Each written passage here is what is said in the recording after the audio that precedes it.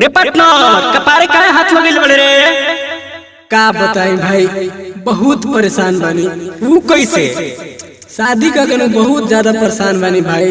गोगो गोगो गोगो एगो ये कहीं में तू परेशान हो गइल बड़ा ना तो शादी 10 गो कइल जाला। देख तेरी के देख हम दूगो शादी करके दिखाओ तनी कैसे?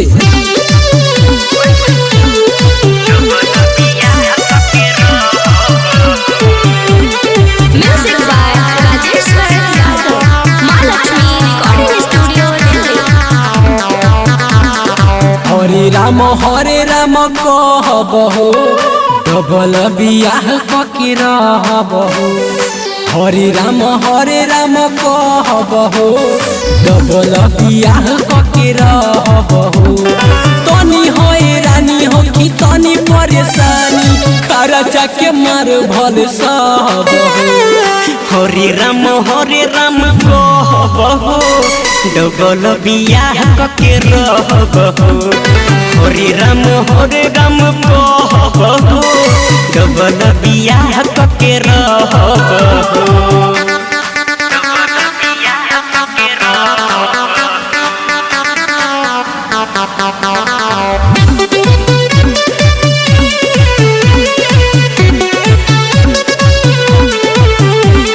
झगड़ा करा के हम पीले हम दारू, एगो मारी बेला ना एगो मारी झाड़ू।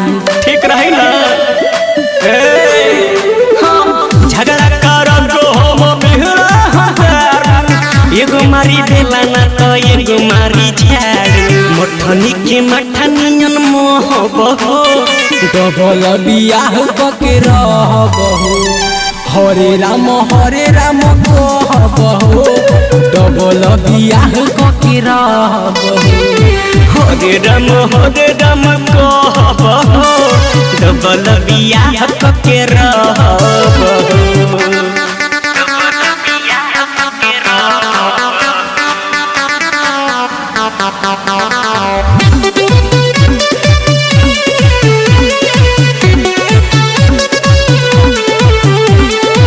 राइटर बनो चोरजी बोले ना अगर, घरे में फिल्म रोजो देखे पड़ी गदर। राइटर बनो चोरजी बोली नायगर, घरे में फिल्म रोज देखे पड़ी गदर। निहरी के बहनी में बहबहो, डबल बियाह कके रहबहो।